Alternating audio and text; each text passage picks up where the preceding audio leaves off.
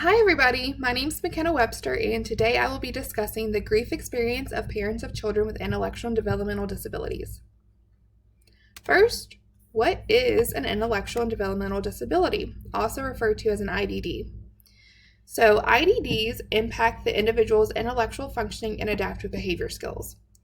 Intellectual functioning refers to an individual's capacity for learning, reasoning, and problem solving. This is where you would typically see a full-scale IQ come into play. Adaptive behavior skills include daily living activities such as personal care, meal preparation, home maintenance, medication management, socialization, etc. An important component of these diagnoses is that the age of onset occurs before 18 years old. If it occurs after that, it doesn't fall under the category of IDD. Examples of these diagnoses include autism, cerebral palsy, Down syndrome, intellectual disability, and many, many more. Prevalence. So as of 2019, 7.39 million people in the United States had an intellectual or developmental disability. That's a lot of people. So the grief experiences of these parents fall under 4 different categories. The first we're going to look at is chronic sorrow. So chronic sorrow is characterized by the periodic resurgence of pervasive sadness associated with significant and continuously present loss. Chronic sorrow in parents has been recognized as a process with periods of well-being alternating with recurring sadness of variable intensity, often reactivated at developmental stages of mother and child. Another category that this kind of grief falls under is ambiguous loss. Ambiguous loss is an unclear loss due to the lack of information or understanding of the absence or presence of a loved one. The trauma remains in the present due to its ongoing and ever-unfolding nature, creating a cascade of losses that have to be progressively addressed over the family's lifetime. The next category is anticipatory grief. So anticipatory grief is characterized by grieving what is expected to come, often with a grim sense of dread for the impending loss. This is typically experience related to missed milestones. For example, a parent may envision their child's wedding. That may not necessarily happen with some of these individuals. They may anticipate high school graduation. That could look differently. Just a whole plethora of options that could cause some more grief there. And then the fourth and final type of grief is disenfranchised grief. This is experience when people incur a loss that is not or cannot be openly acknowledged, publicly mourned, or socially supported. This is related to the societal and familial expectation placed on parents to suppress their grief to fulfill their role as caregiver. These individuals have to hold down their emotions because at the end of the day, they still have to provide care for this individual that has a higher support need than they were expecting. In all the research that I found, childhood was identified as a particularly difficult time period for a multitude of reasons, particularly the discovery of the developmental delay. This is when they first noticed that the child's not meeting milestones. They may not look or act like their brothers and sisters did. They're realizing that something's a little different. The discovery of co-occurring medical issues. I'm going to fast forward just for a little bit. So this is specific to Down syndrome, but all the other conditions also have things that could co-occur with them as well. So for Down syndrome, the medical issues are cardiac issues, low muscle tone, joint and ligament issues, gastro issues, vision problems, dental issues, slow metabolism, neck and spine injuries, problems feeding, hypothyroidism, anxiety, depression, and ear, nose, and throat issues. And then the diagnostic process, that's a lengthy, tumultuous process for parents.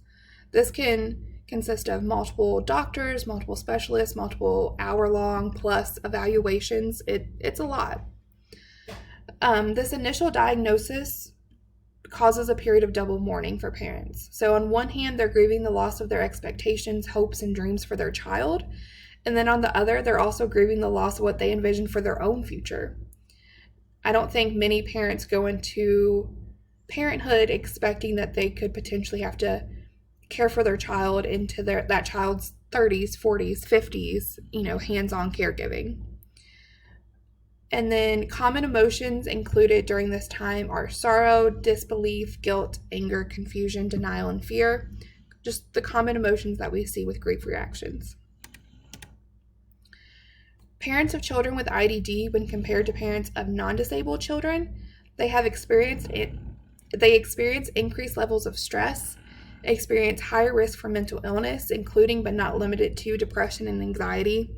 They experience increased levels of marital strains and divorce. They experience financial strains due to the child's needs for various interventions, including speech therapy, physical therapy, occupational therapy, behavioral therapy, more specialist appointments. Risk factors that can kind of cause this grief to increase: missed developmental milestones, period of transitions, feeling stuck in the past, feelings of guilt related to the diagnosis, even if logically they know that there's nothing they could have done to prevent this, having a child with more complex needs and or challenging behavioral issues makes it a more difficult process, limited access to information and resources, lack of support and judgment from others, comparison, whether that be comparing themselves to parents of non-disabled children or comparing their child to a non-disabled child. All of those things are risk factors for increasing that amount of grief that they're going to experience. On the other hand, what are some protective factors? So finding purpose and being proactive, providing support and acting as an advocate for their child is an incredible protective factor that many of these parents do get to. Positive social support, specifically from family members and other parents of children with IDD. Having that connection with other parents and just knowing that they aren't alone in what they're experiencing is incredibly powerful. Early access to community resources. This includes healthcare and educational settings. And setting aside time for hobbies and self-care activities is very, very important. Interventions. Parents can benefit from therapy services, whether that be individual therapy, couple therapy, family therapy, group therapy, at pivotal points, including diagnosis, transition periods, and at developmental milestones. Unfortunately, though, little guidance really exists related to therapists working with this population, and more research is definitely needed. However, I did find this study that had some pretty interesting recommendations. So Jeter and Turns 2022 recommended, first and foremost, psychoeducation. Give these parents these terms like ambiguous loss, disenfranchised grief, chronic sorrow, and providing them a term that encompasses their experience can be incredibly validating for them, and they can find comfort just in knowing that there's a name for what they're experiencing. Something else that was incredibly interesting was the utilization of the empty chair technique.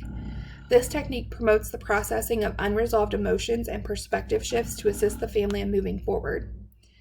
So essentially how that would work is the client would be in session with a therapist, and the therapist would place 3 different chairs in front of them facing them. So one chair would be a placeholder for the existing child with a disability. The other would be a placeholder for their anticipated child, what they had expected and hoped for. And then the third and final chair is going to be a secret thoughts chair. The secret thoughts chair is going to give them a place that they can share the thoughts that they find too difficult to even share with their imaginary child. It's the thoughts that really give them a lot of guilt and shame, and they really need to process. So how this would work is that the therapist would prompt the client to out loud have a conversation with each aspect that this chair represents. So they would have one conversation with the existing child with disability, one with the anticipated child, and then can spill the secret thoughts to the other chair. This is helpful in getting their emotions out, letting them be honest about their emotions. Some of these people haven't been able to openly share their experiences due to the shame that they feel they may be met with, or the guilt that they have about their feelings. And then the roles can be reversed so that the client is putting themselves in the role of the imagined individual. So the mother could role reverse and be answering as her existing child or as her anticipated child. And I just think that that's incredibly powerful and would... Okay, so here are my references. Thank you guys so much for following along.